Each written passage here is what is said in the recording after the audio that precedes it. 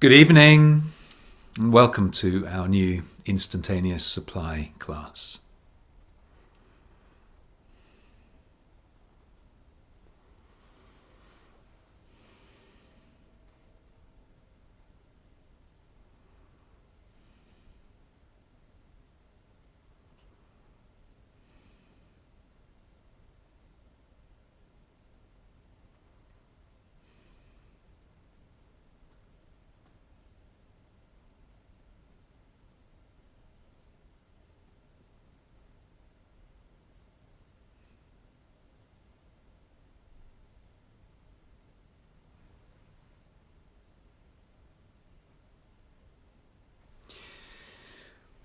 Elijah said unto Ahab, Get thee up, eat and drink, for there is a sound of abundance of rain. So Ahab went up to eat and to drink. And Elijah went up to the top of Carmel, and he cast himself down upon the earth, and put his face between his knees, and said to his servant, Go up now, look toward the sea. And he went up and looked, and said, There is nothing. And Elijah said, Go again 7 times.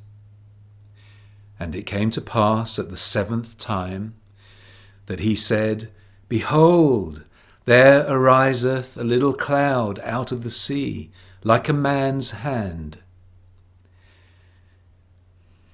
And he said, Go up, say unto Ahab, Prepare thy chariot, and get thee down, that the rain stop thee not.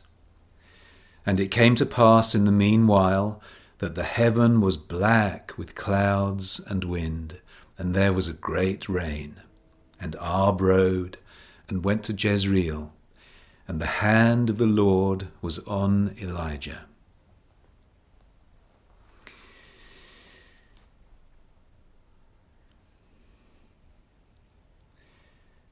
For many, many weeks, there was not a sign of rain, and yet rain was needed. And the prophet Elijah looks up, not at what appears to be, ignoring what appears to be, looks up and feels, knows, sees the substance of truth. The reality of existence, which is God, or consciousness, or I.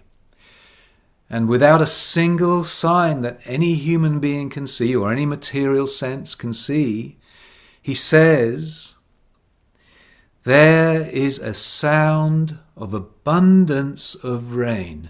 Can you imagine? No rain for weeks, not a sign of a cloud anywhere. But he tells the people, there is a sound of abundance of rain. Why is he able to hear that abundance of rain? Why is he able to stand up confidently in front of everyone and say, although you can't see any sign, I'm telling you, prepare yourself. Here comes the sound of abundance of rain. Tells his servant to go 7 times. What does that mean? Go and look 7 times. In other words, expect truth. Do not accept untruth. Do not accept lack, limitation. There's no truth to any lack, any limitation. Go and look 7 times. It means keep looking, keep expecting until you are complete in your awareness. The number 7 is completion. Keep looking, keep expecting, keep working with your realization of the one presence, the one substance, the one truth, until you are complete in your awareness. And then rest. And because you're now complete in your awareness, your rested state is open, and you will see all forms of good. They've been there all the time, but our belief in lack and limitation, our belief in an absence of God or good, or our belief, as we heard in the announcement, our belief that God or consciousness or truth is incorporeal, and yet we and our world and our good forms are corporeal, and somehow we have to study spiritually until we're able to convert or demonstrate or manifest that which is incorporeal into our corporeal state of existence. No. God is all. There is no corporeality. There is just a sense of corporeality. There is no human, there is no physical, there is no material. These are just senses of that which is 100% incorporeal. 100% God or consciousness or I. Now, when we have done the work of contemplating the one indivisible, inseparable, unconditional, omnipresent truth, when we have done the work of contemplating, realizing that substance is form. Substance does not produce form. We're unable to do anything with substance to make it into what we may describe as objective form or objective sufficiency or abundance. We can't do anything with substance or God. God already is. And God is form, just as water is wet. Math is numbers. We don't have to make water wet or make math into numbers. And the same with God. God is form. There's no such thing as unformed God. There's no such thing as unformed substance, unformed presence. There is no such thing as invisible God. We've had wondrous classes on this truth. God is one.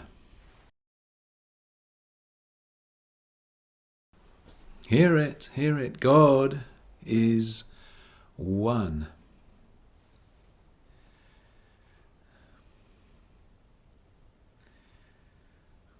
There are not two states of existence. One supposedly incorporeal and the other supposedly corporeal. One supposedly invisible versus another part of oneness that is supposed to be visible. There is not an ethereal versus a palpable. There isn't even an infinitude versus an objective presence or form. There is only God, which is the infinitude, the omnipresence, the Spirit, the eternal. And just because we indeed have an objective sense of the one presence does not convert that which is infinite into that which is objective. We're having an objective sense, that's all. But even as we're having our objective sense of experience, in other words, the world full of everything the world is full of, what we're witnessing is God. What we're witnessing is the very presence of infinity. The very presence of omnipresence, the very spirit that all is, the very consciousness, the very I that all is. When I see you and you see me, we are seeing the Father, as the Master said. We are seeing God. In other words, we're seeing infinity. You are the very presence of infinity. We have not been educated to believe that, to understand that. We've been educated in the opposite way. We're told we are very finite, personal, temporal, here for a few years or decades and then gone. In a world, which in turn exists in a universe. No, you are, and I am, and all are, the very presence of infinity. You are your universe.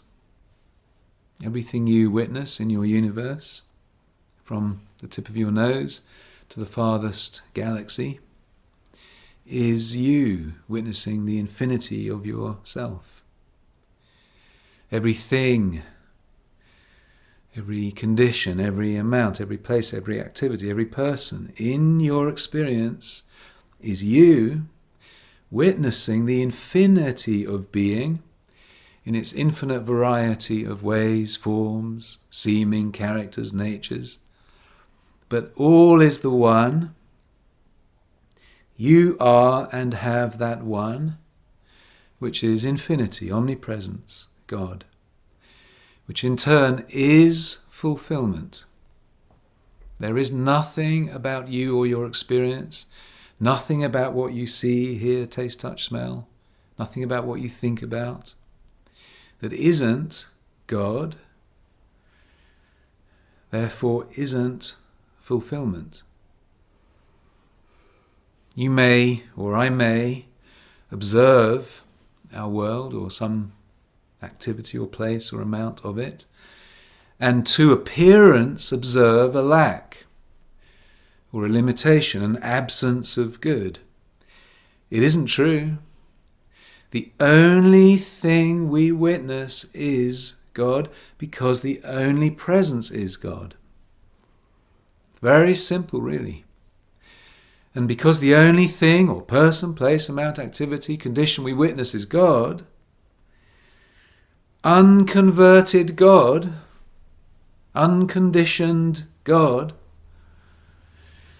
what we're witnessing, despite appearance, is the absolute fulfillment of that which we're observing. It doesn't matter what we're observing. What we're witnessing is fulfilled, and you fill in the blank. Perfect, fulfilled, harmonious, peaceful, abundant, satisfying and satisfied, person, thing, condition, place.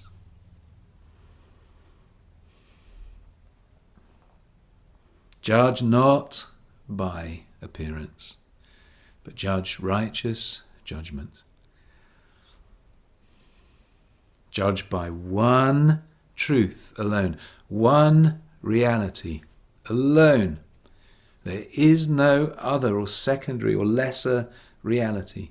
Judge by the one reality alone. And that is, judge by the very presence of God everywhere about. The presence of fulfillment everywhere about. The presence of the infinity and omnipresence of God at every point of infinity at the same time. Perfectly formed, perfectly existent, perfectly visible. Judged by spirit, not by matter. Judged by substance, not by objectivity. Judged by consciousness. I. Ignore what appears to be. It's always telling lies. And realize the very presence of the one substance as and where you are observing, as the form, the person, the thing, the condition that you're observing. Realizing that there is no unformed substance.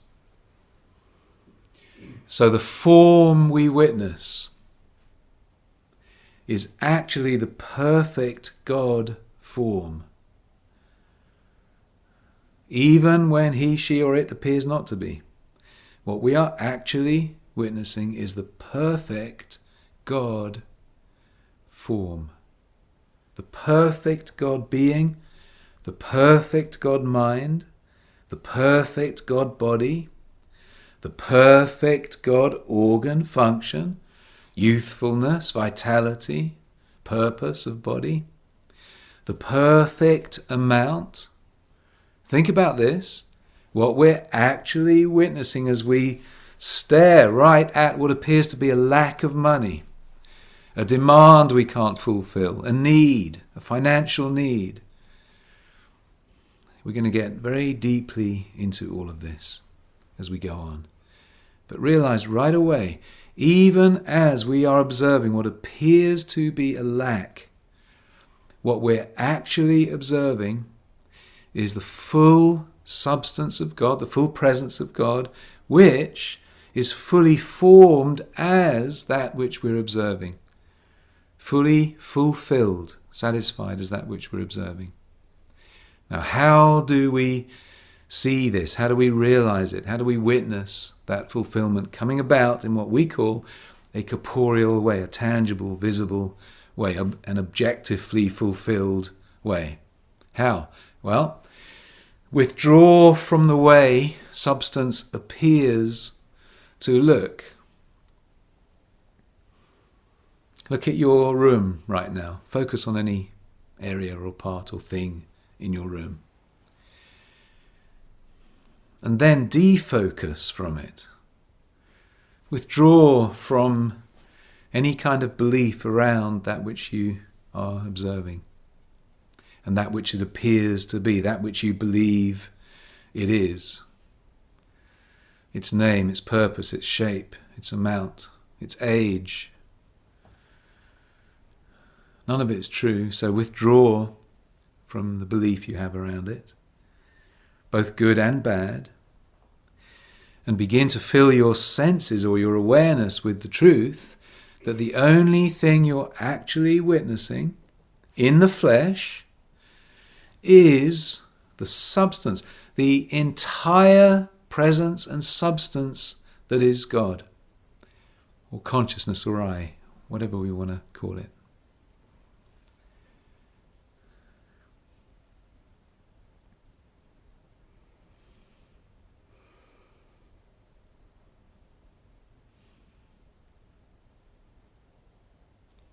I am witnessing the entire presence, substance that is God. Infinity itself, omnipresence itself, which is fully formed.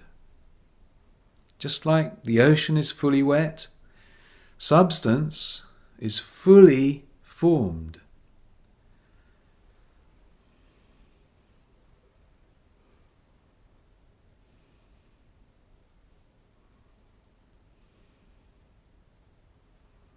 You are observing, when you observe anything, the infinite formation of God or existence, interpreted by our sense at this moment as ABC, whatever it is.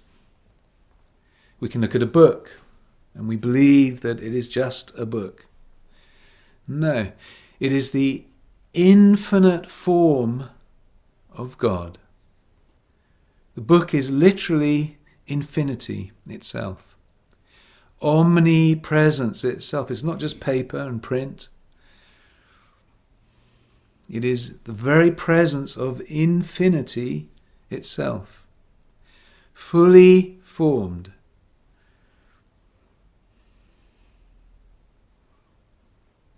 This is why any book actually, once we know this, and by the degree we know it and live it, and the ever greater degree we know it and live it, this is why any book actually holds within its pages the infinity of knowledge, the infinity of wisdom, the entirety of knowledge.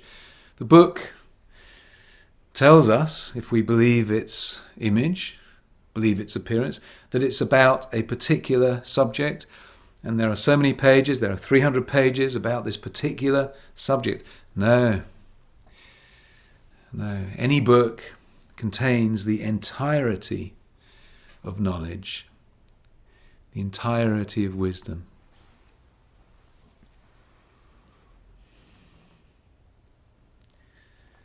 Shakespeare heard the sermons in the brooks and in the trees and the leaves, the rocks. Everywhere he was, there he heard the sermons. Why? Because everything is the entirety of God. The whole of God exists at every point of itself at the same time. Traud realized.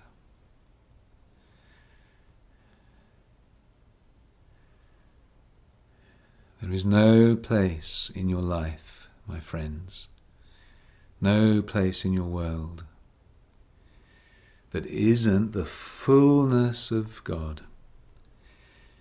And because there is no such thing as unformed God, unmanifested God, undemonstrated God, invisible God, intangible God, inexperienceable God, because there is no such thing as more God in 1 hour's time, or tomorrow, or next year. God is the same, we hear in Scripture, yesterday, today, and forever. Therefore, how could we get more good in 1 hour's time, even 1 minute's time?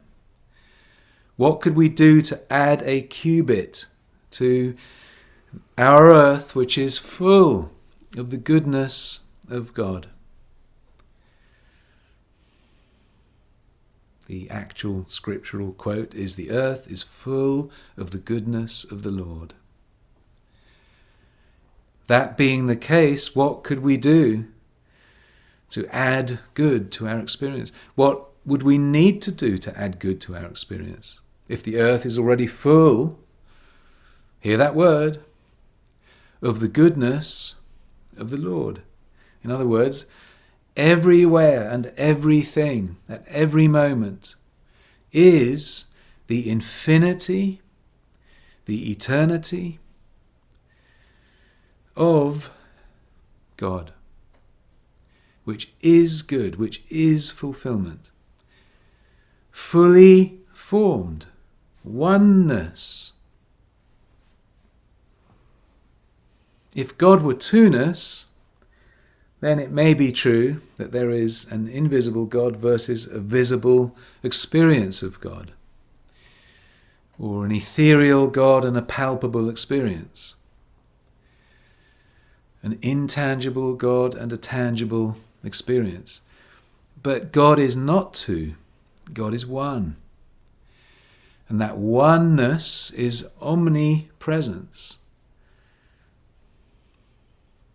Imagine omnipresence for a moment. Imagine you have a globe of omnipresence in your hands at this moment.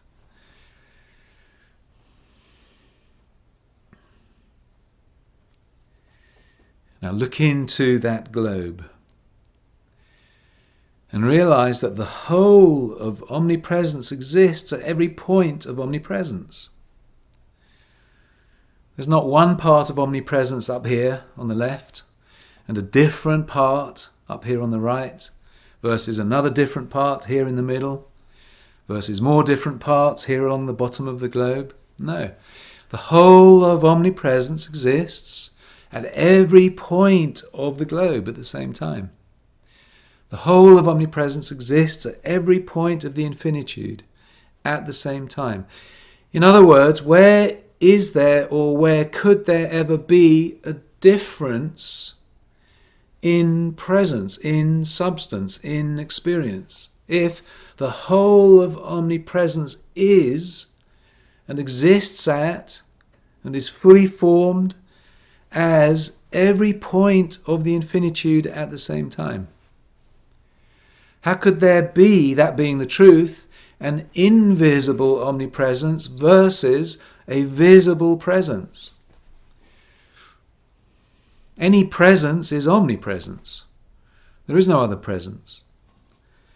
So if there is a presence in our experience, and of course all experience is presence, it is omnipresence. Therefore, how could there be in that omnipresence two different states of existence or visibility or reality? There aren't. There is just one, oneness, omnipresence. And that one and oneness and omnipresence, all the same word, just synonyms, is the only presence we experience. Therefore, all is fulfilled, because omnipresence is God, which is forever fulfilled.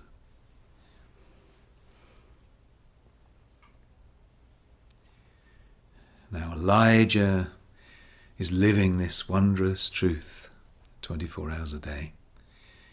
He laughs at appearance. Appearance is nothing, he knows it.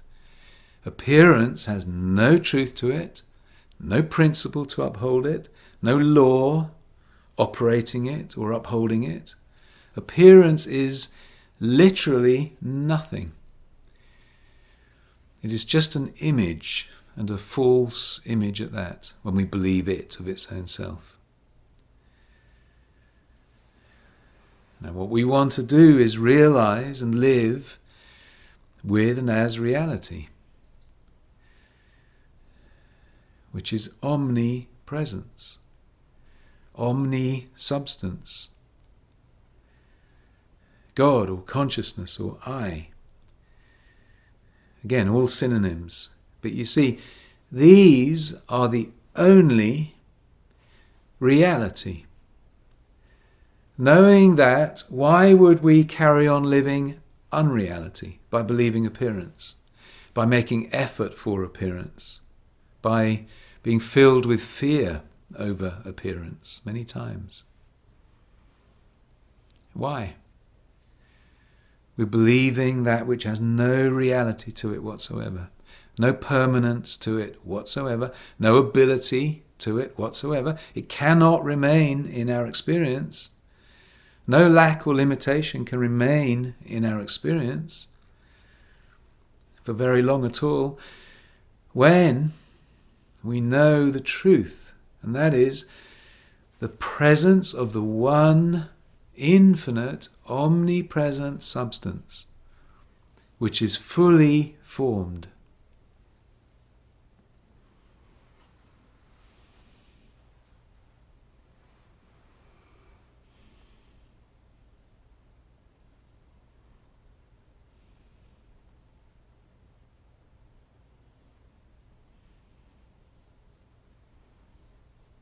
Now, if there is one reality, and it is forever fully formed, and it is the one visibility, the one real experience, do we have to do anything to make it real in our experience? If it is already real in our experience, why would we have to do something to make it real?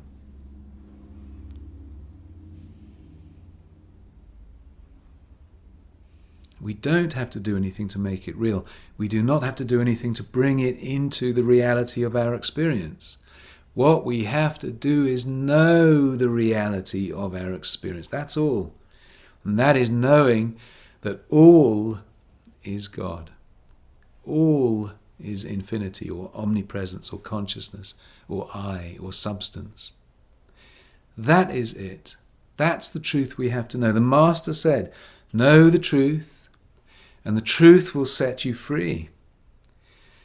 Now this statement has been grossly, unwittingly, but grossly misunderstood by metaphysics, which has taught us to get busy studying truth so that we can manifest truth where we need it, so that we can demonstrate truth, harmony, peace, life, abundance, where we deem it is needed. And in that way, we've been educated to miss the entire truth. And that's why the Majority of spiritual students still today suffer with the same lack and limitation, and ill health and accident and loneliness and so on, even after so many years or decades in metaphysics. Know the truth, and that very truth will set you free. What we have to know is that God is all. And there is no such thing as unmanifested God, unformed God, invisible God. So when we know this truth and then turn to God itself and rest in God itself, hear that word, rest. We turn to God itself, turn to consciousness, turn within, turn to the kingdom, the truth, within the purity of truth, and there know that God already is all fulfilled form, all fulfilled experience. But again, hear it.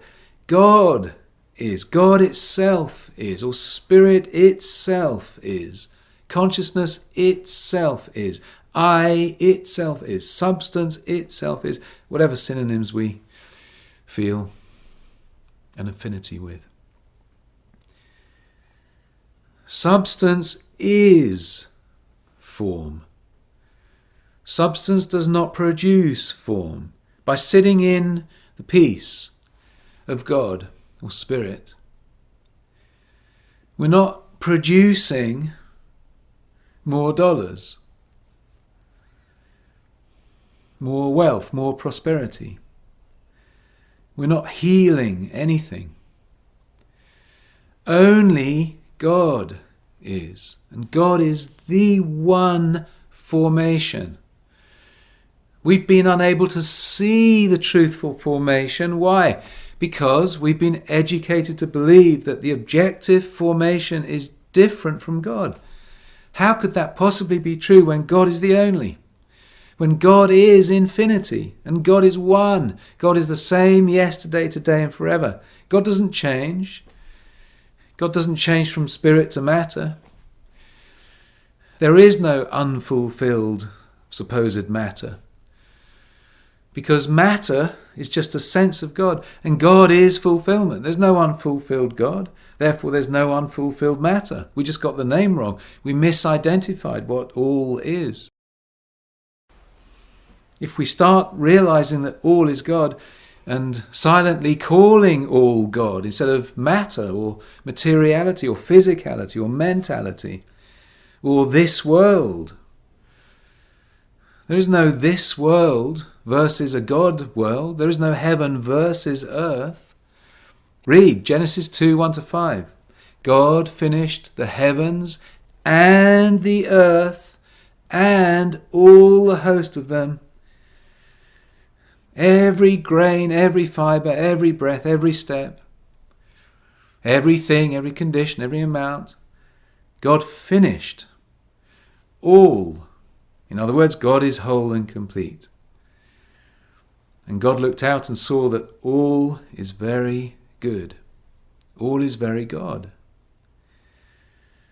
Which means that all is spirit, all is substance, all is consciousness, all is I.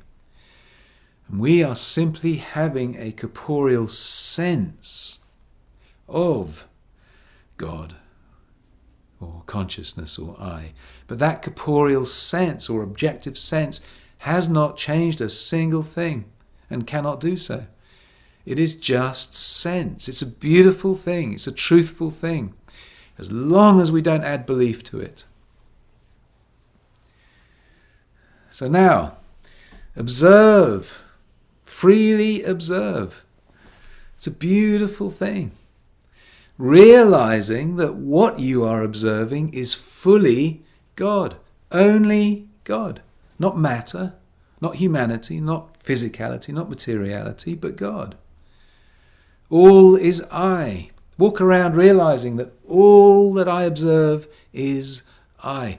You watch what happens in your world when you fully, well, we don't even have to fully, but when you even begin to truly realize that all is I, when in your mind is I as you are operating in your world, rather than, oh look, there's Joe, or there's Mary, or there's a sick person versus a healthy person, there's a baby, there's an older person, there's a car, there's a store, there's a fragrance, here's a colour.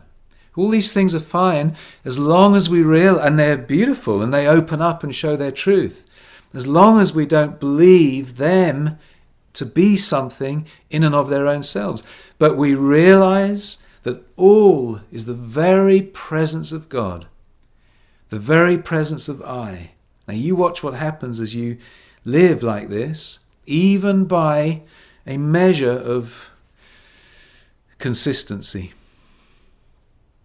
Watch how your world opens up its truth, its beauty, its love, its abundance, just by recognizing all as being I instead of all as being something different from I, which is a lie.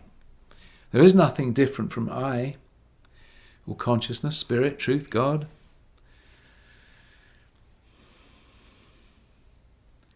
Now, the way, just as Elijah did, the way of witnessing sufficiency where there appears to be lack, or even abundance where there appears to be lack, or limitation, or demands being made that cannot be met. All right, here's the appearance. But again, let's hear it. Judge not by the appearance. Judge righteous judgment. And we can sit with the Master as he's facing 5, 10, 15, 20,000 hungry people after he's been teaching up in the hills all day. And the disciples say, Master, what are we going to do? We only have a few loaves and fishes, just enough for us. That alone reveals that the disciples were still living a sense of personal me, mine, personal I. We only have enough for us. Really, really. Well, the Master knows the one truth, the one presence. He's not fooled by any appearance. He says, tell the crowds to sit down. Can you just imagine how surprised the disciples were? How can the Master tell the crowds to sit down and prepare for a delicious meal? There is no food.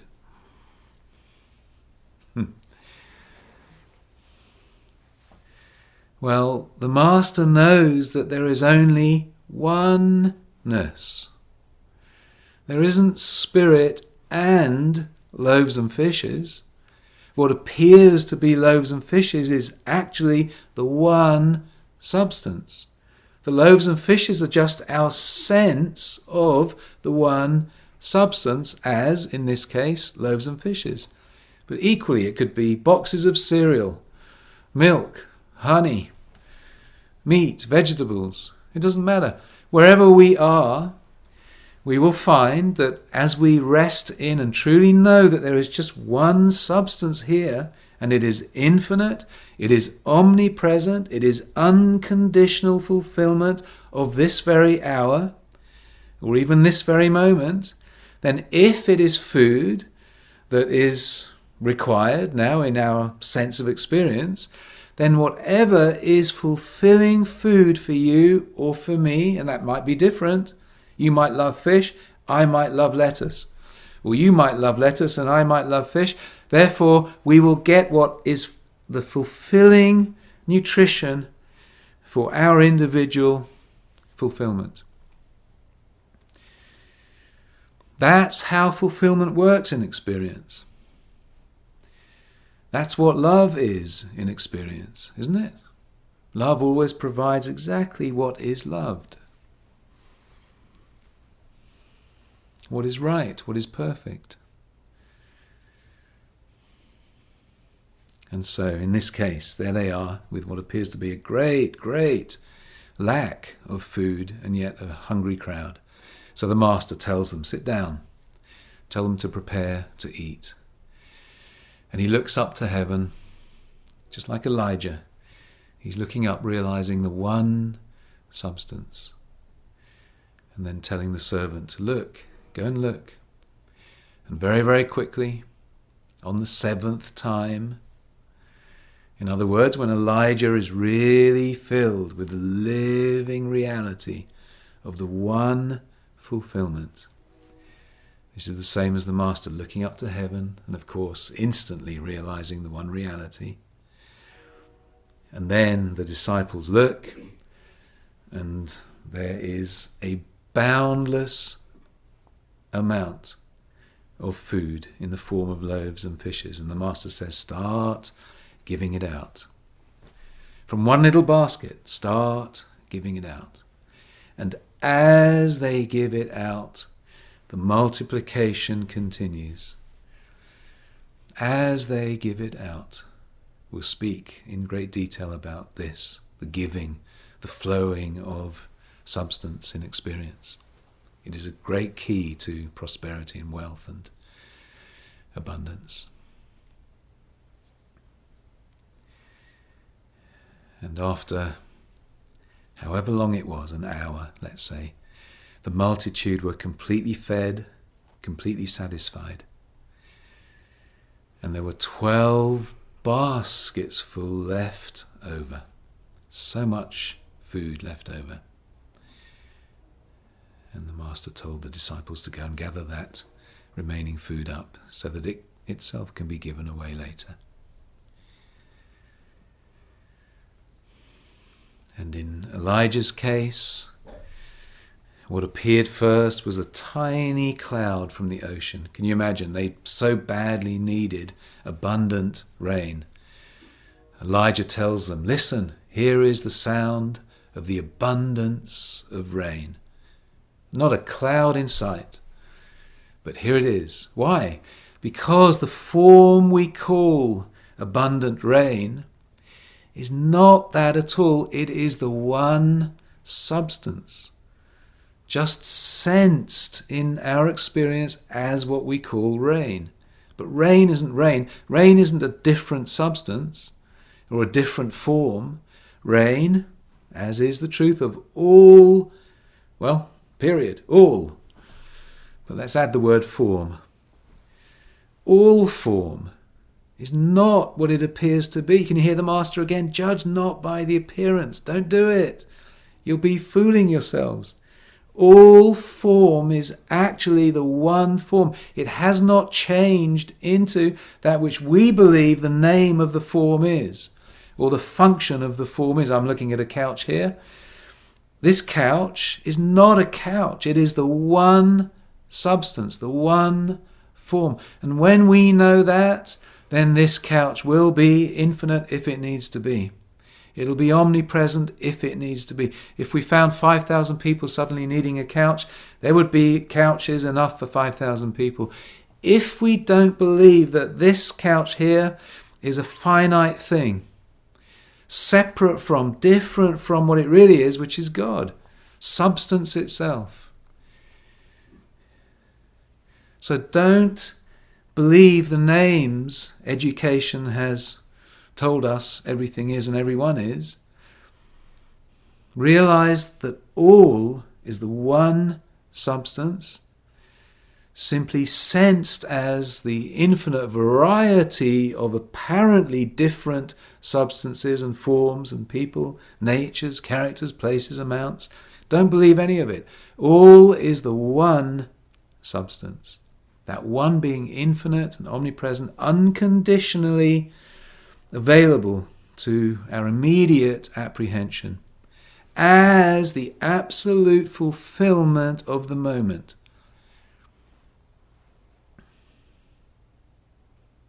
Now, turn to substance right now.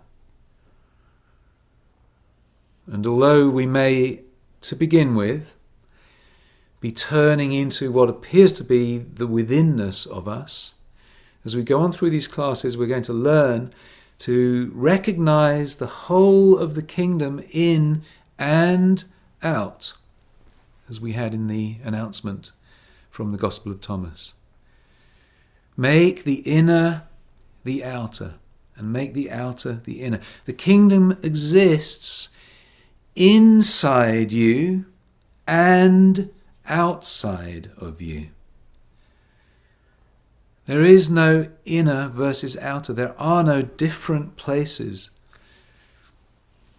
The withinness referred to by the Master when he said the kingdom of God is within you is a term for purity.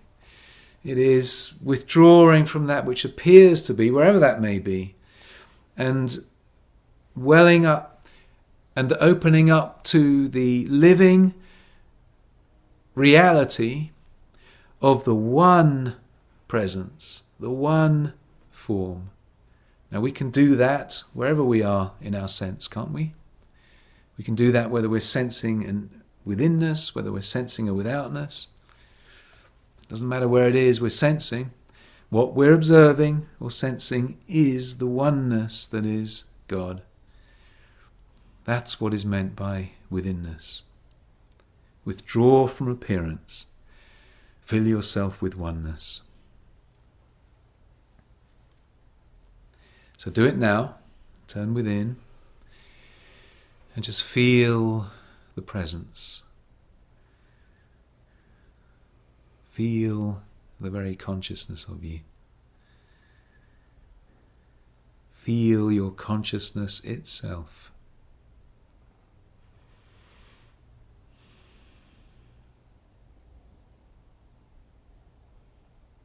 This is the one substance.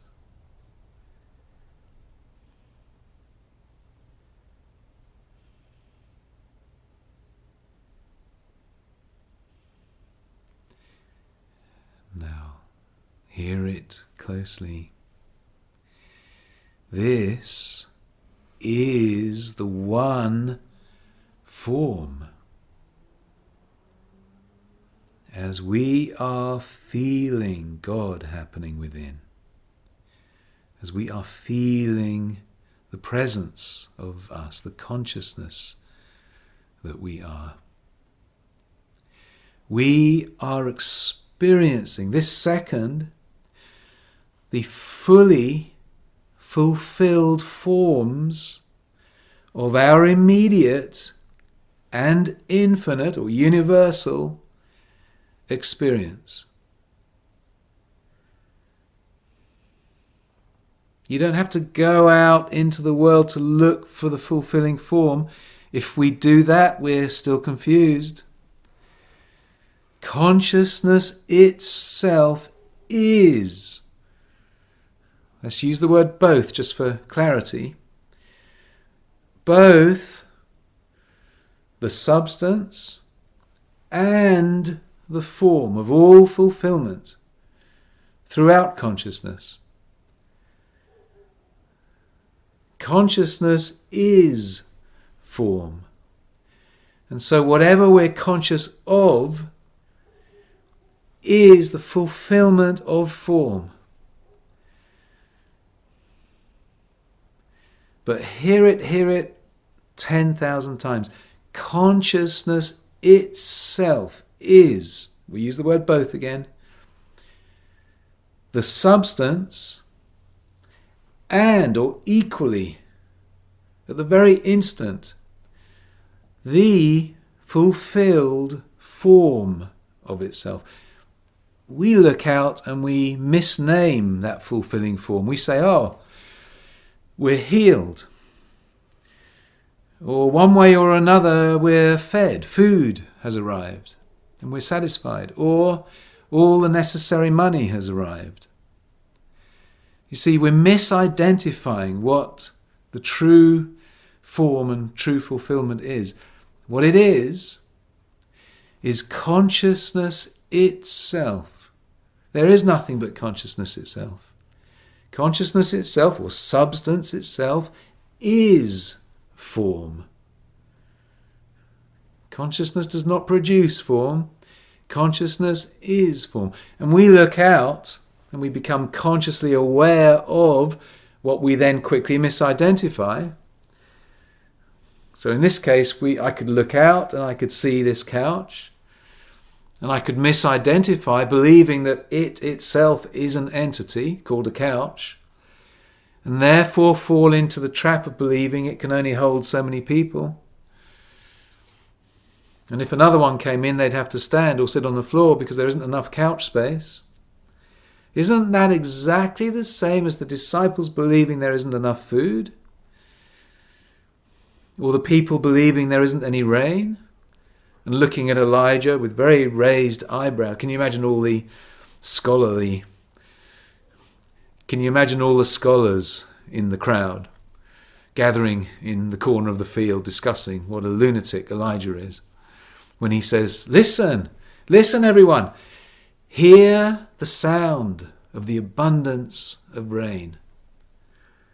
All the scholars are in the corner of the field saying, well, the man has lost his mind. There's no rain. Look up there. There's no rain and there's no sign of even a cloud. And yet what happens? As Elijah, one amongst the thousands, that's all it takes. One with God is a majority. One amongst the thousands, one in God consciousness, truth consciousness, is able to witness the fulfillment for the thousands.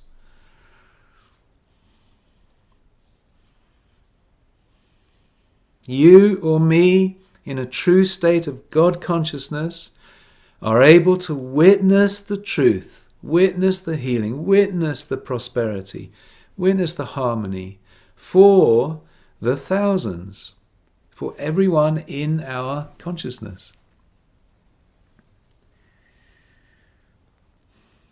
And the way of it is as we're hearing. We must withdraw from appearance, come to substance itself, which means come to a living awareness of oneness, one substance, one presence, one God, one omnipresence in which there is no difference.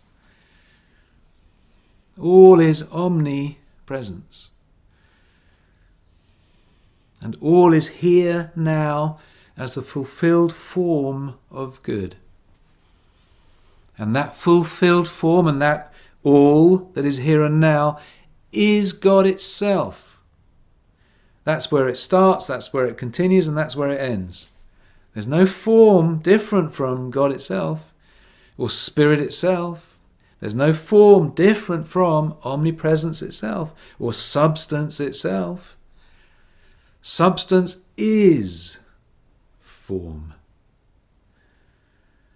All the forms you observe in your world this minute are actually the form of the one substance, the presence of the one substance appearing to be through our sense, objective form, human being, physical body, a certain amount. How can you have a certain amount of omnipresence? We've only got a little omnipresence, but she over there, that wealthy one, she has a lot of omnipresence.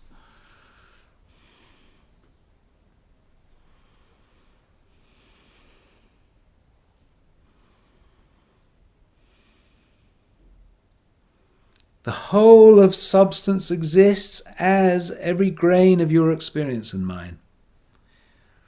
There is no poor versus wealthy. There is no lacking versus abundant. There is no absence. How can you have absence when all there is omnipresence? It's very, very difficult to make omnipresence absent. It's very, very difficult to make the presence of the whole of infinity existing at every point of itself at the same time lacking or limited. But you see, even after even after 2,000 years of very, very clear truth instruction, and then a few hundred years of more contemporary truth instruction, leading up to the last 2,500 years of contemporary, very, very contemporary truth instruction, we still don't understand. We still look out, believe what we're seeing, believe that much of it is lacking, limited, ill, absent even, and then get busy going to God trying to make it full or healed or sufficient. It doesn't work, because even while we're looking at that which appears to be discordant, lacking, limited, absent, ill, in poverty, suffering, in pain, what we're actually observing is the fullness of God. And it is by our coming consciously to God itself, or consciousness itself, spirit itself, I itself, and realizing that that is the one, that itself is the one and the whole truth. The whole truth. There's nothing left for us to do or to witness. Can you hear that? There's nothing left. How can there be something other than oneness?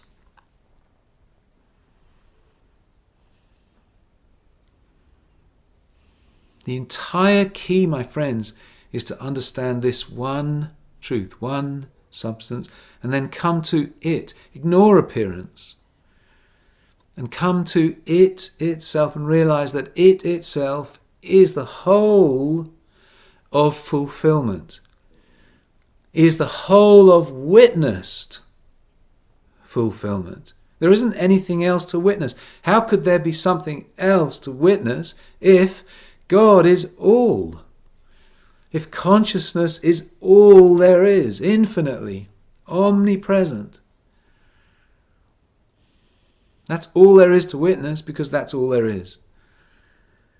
So now we come home to God, come home to consciousness itself, the one substance itself, and know, again, let's hear the Master, know the truth, and this very truth will set you free.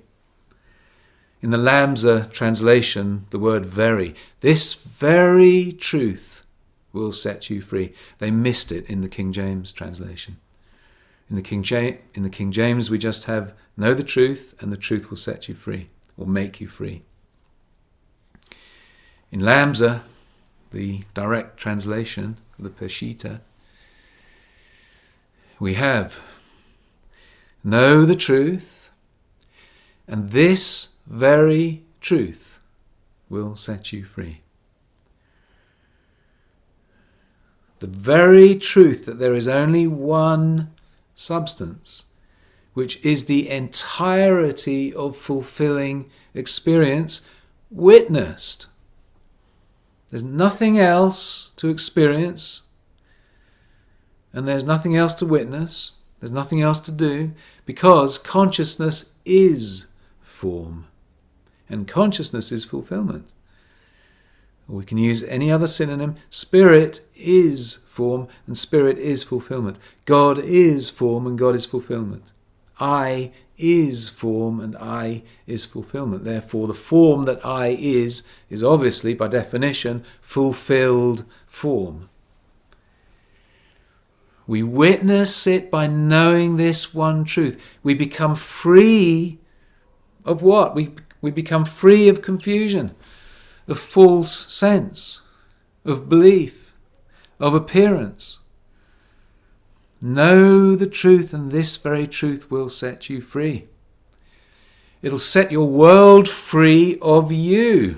It'll set my world free of me, because as believers, our poor world is strangled. It's suffering. It can't breathe. It can't reveal itself as its truth. So set it free by coming home to I, resting in I, realizing that I is all fulfilled and witnessed as being fulfilled form. You, your mind, your body, your entire world, this very place, this amount, your business, your finances, your family, your home, doesn't matter what we're experiencing, I is it. Again, any synonym for God or truth that you wish to use it. I, consciousness, is the one substance, the one life, fully formed, it itself being the fulfillment of form. Therefore, as we come home to I, or consciousness, and rest, there's nothing for us to do, and simply bathe in the experience of I happening. Spirit happening, consciousness happening, and we feel it happening. When we come home, when we withdraw from the world and come and sit here right in the middle of our consciousness and just be attentive to it itself, realizing that it itself is the entire kingdom of God, kingdom of good, fully formed, fully visible, fully real and tangible, fully experienced, then we are fully satisfied this instant, are we not? Because there's nothing else to be satisfied, because there is nothing else in existence or of existence. There it is. Now we can sit here for 1 minute. It's nothing to do with time. God doesn't need time. God is, period. So we can sit here for 1 minute, or if we're really bothered by appearance, if we still have a lot of belief, then we want to sit here experiencing God and gently knowing that this is it for longer periods of time. Just sit and let God get on with being God, as God, for God. This is the way. Never, never for our sense of ourselves or our world or our sense of need or desire. Never, never. Because that sense is entirely false, having no reality whatsoever. So simply sit and bathe in the presence of God itself, or consciousness, or I itself. Feel the presence happening. And typically we'll feel it as peace happening, as warmth happening, filling our senses, as love, as light, as a sense of release. That burden of belief has gone. We sense the release, we sense the freedom.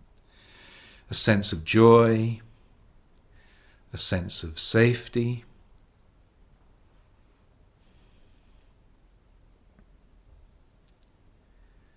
a sense of harmony, a sense that all is now good. It is done.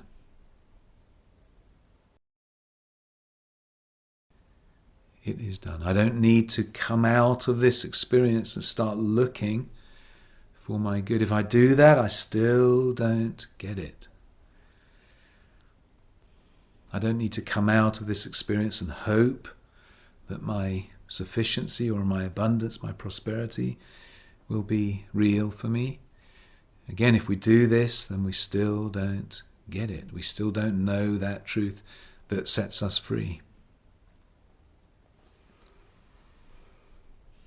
Only when we have realized the truth enough that we're able to come here and sit in the very middle of our own presence and bathe in that presence, just letting it get on with being what it is, and realizing that this itself is the entirety of utterly and unconditionally fulfilled you and me and world.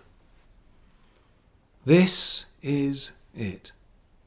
Only when we know this and feel that utter fulfillment as we get up from the experience, and then not looking. We don't have to look. We've already looked. We've had the experience. You see, there is no other experience to have. There is no other place where we can have it. It's no use looking in our bodies or looking in our bank accounts or our businesses. That's a false sense of the one place. So we're lost again. But when we realize that consciousness itself is the one entire, infinite place, So as we sit and we experience fulfillment right here in the omni place, and are able to get up feeling completely fulfilled, that's when the 7th time has been completed. That's it. We're whole and complete now. And now you watch how quickly the image and likeness of it will appear in what is sensed as the outer world. But if we're not the fulfillment that we're hoping to sense or hoping to experience, then right there you see where the problem is, or the problem remains. We have to be the fulfillment of being that we then witness. Go back to what we heard in the beginning. You are your universe. There's no God to come and help you. There's no God out there anywhere that can fulfill something for you. You are your universe. You have to, and I have to, be the fulfillment of truth in order to witness the fulfilled forms of truth. So if we believe we're not yet fulfilled, if we believe that the material fulfillment still has to come about, then we are being the discord. We are being that poverty. As the Master says in the Gospel of Thomas, if you experience poverty, you are being that poverty that you're experiencing. Now, equally, when we are, and as quickly as we are being the spiritual fulfillment, the one fulfillment, knowing everything we've heard tonight, and are able to sit within in complete and utter fulfillment of being and world and experience, knowing that this is it. The presence we feel happening is the entirety of witnessed fulfillment. There is no more, there is no place other than this. There is no different form than this. So once we're able to feel that utter, complete fulfillment, then watch. Then we are being the fulfillment of the form we're going to witness any moment. Because we're not feeling unfulfilled after getting up from feeling God happening within, believing that now we hope that the material will become fulfilled. There isn't any material. There's only the one substance. You catch that? So if we get up out of our experience of feeling God, still believing that something has to happen, then we are being that which isn't happening. Conversely, we get up fully fulfilled in God.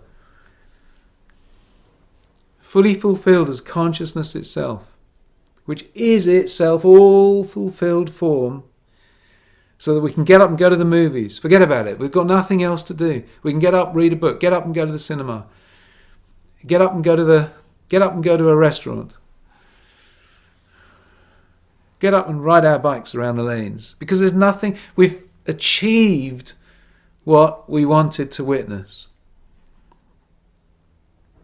When we can do that and leave our world alone, our sense of world alone, then watch how quickly fulfillment becomes apparent as world fulfillment.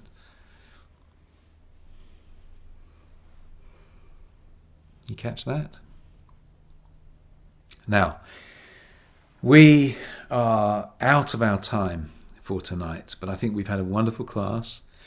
So let me tell you that we are going to be delving very beautifully deep into this wondrous subject of supply and wealth and prosperity. And we are going to be rooting out, purging from all of us this wretched belief that there is God and humanity, God and matter, God and physicality. We're going to be looking at many, many examples, many of the prophets and their examples, their demonstrations. We're going to have meditations. I think we're having 78, if I remember correctly, Each of those 78 are going to be specifically on this one subject of supply. Each one is going to be dissolving the belief in material supply and lifting us into the understanding and the living experience of the one substance, fully formed, fully visible. And so work with each of the meditations. Really work with them. Really fill your senses with them throughout every day. And in that way, you're truly being lifted and purged of this false belief and all the pain and struggle around finances and all the aspects of supply that belief leaves us stuck with. Well, my friends, it's been a wonderful preparatory class. Thank you. I so look forward to being with you for the next 12 weeks and delving so deeply into this subject as we never have before. I really appreciate and love you being here. Thank you. And I see you on Tuesday for our first live class. Many, many blessings, boundless blessings. Good night.